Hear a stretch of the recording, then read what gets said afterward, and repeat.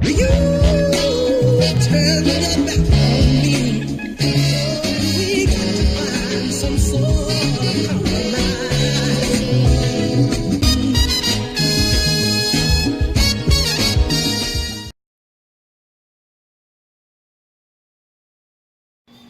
Hey guys, welcome to my fourth review of the SPDR Way, and today we're going to be looking at Cloak and Dagger. Today we're getting a special treat as they both two go together. Everyone knows that, well, not everybody, but majority of comic book collectors and people who are into comics know of Cloak and Dagger as they're inseparable, and one is for the light and one is for the dark.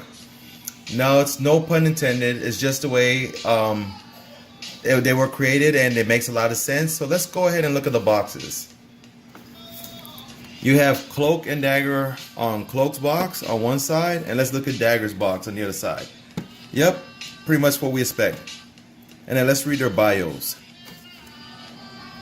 For Cloak, a hooded vigilante in the war on drug crimes, Tyrone Johnson uses powers of darkness as Cloak.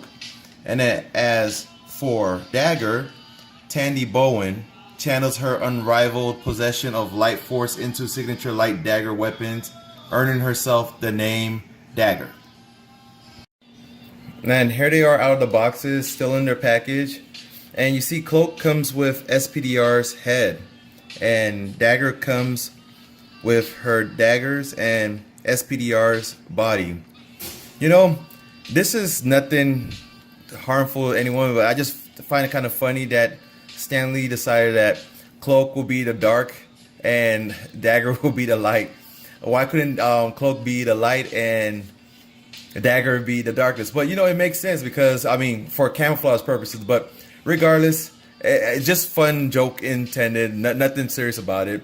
I like Tyrone Johnson and I like Tandy as the way they are. They make sense in the comics with their drug busting, fighting crime duo. Their story is very good. And if you guys want to know more about it, they actually have a good series on ABC for Cloak and Dagger. It's pretty dark. It's kind of good so far as I'm watching along. Let's go ahead and take these out of the package. And here's Cloak and Dagger. Let's take a closer look at them. Yeah, I like that look with Cloak where he has the goatee and then the white eyes. That's perfect. And you know, Dagger looks okay for her character, but she looks almost, I don't know, the face almost looks like, it reminds me of Sharon Carter, the earlier wave we got on the Marvel Legends. Maybe I'm being too picky. Maybe I might like it a little bit more, but to me, her face almost looks generic. Maybe I might be spoiled by Elektra, because after I saw Elektra, I was like, oh, I can't wait to see the next figure, and I'm looking at her and I don't know. Let me play with her a little bit more. Now with Cloak, I did see some other reviews online before I was able to do mine, and I know they have a gimmick with him where you can actually just use his cloak and you can put Dagger inside that.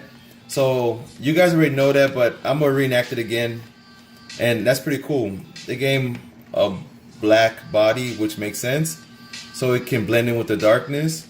But what most reviewers and what I'm gonna do is I'm gonna copy, take off the head, and put this body. If you guys don't want to use this body anymore, you can customize it for anything. It even has a slot there.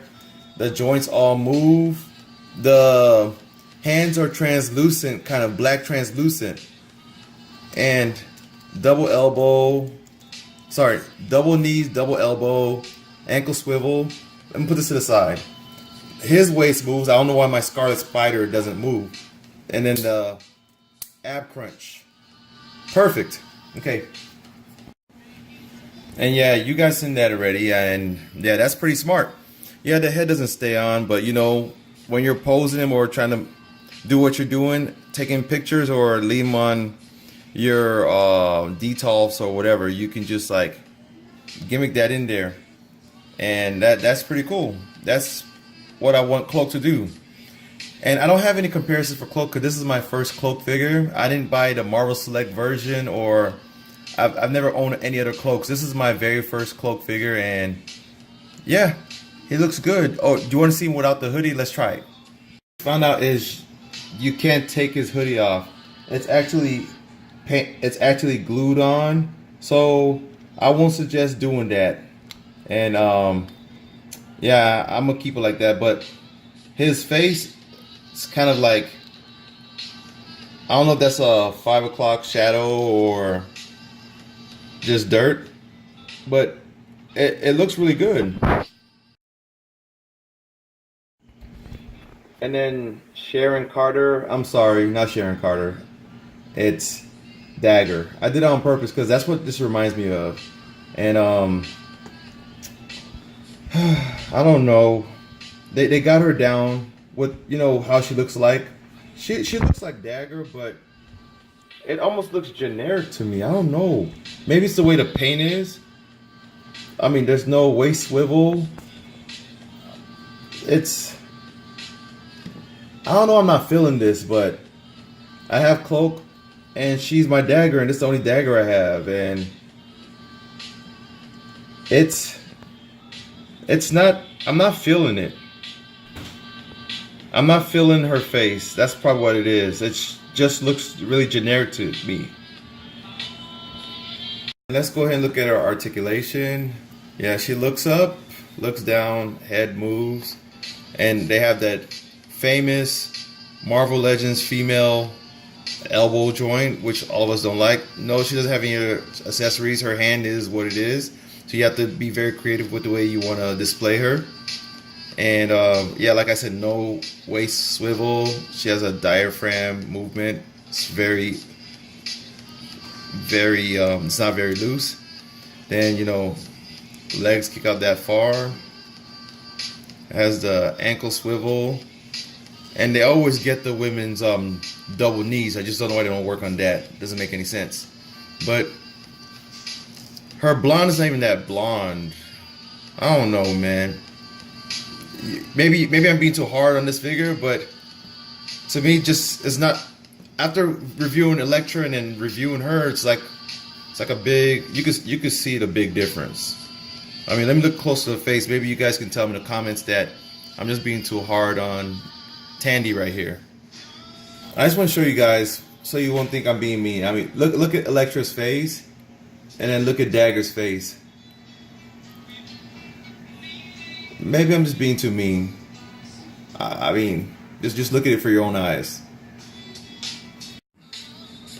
Yeah, Cloak and Dagger, it's a must-have because many of us probably don't have this figure in our Marvel Legends, and if you're a collector for anything, whether it's Mafex, SH Figure Arts, or Marvel Legends, or anything else, if I mention Mezco, this would go along with the line. And one of my favorite Mezco figures, if you want to do comparisons, yeah, see, they all fit in the same scale. And just comparing them with my Toy Biz Kingpin, see, they all fit in that scale, so you don't have to worry about how you want to pose them. They just all look good together. I really cannot wait for the Hasbro's new Kingpin. Final thoughts on these two figures. I will judge both of them on different scales, then I'll judge them together. Well, together, if you put them together, like if they came in one package, I would give this a 7 out of 10. But going individually, I'll give Cloak a 7 by himself, and I'll give Dagger maybe a 5. I mean, I don't like the way they I don't like the face is off to me. I'm sorry, guys. Maybe you guys, maybe if I get another copy and compare that face with this one, if it's the same result, who knows, I might bump it up a little bit. But as of now, she's a 5 and Cloak's a 7. But them together equally is a 7. So thank you guys for joining me for my review, and like again, I'm still kind of new to this, so just help me get better over time, and just hit the like button, subscribe, and join me next time as we review the next figure in this wave. Thank you, and I'm out.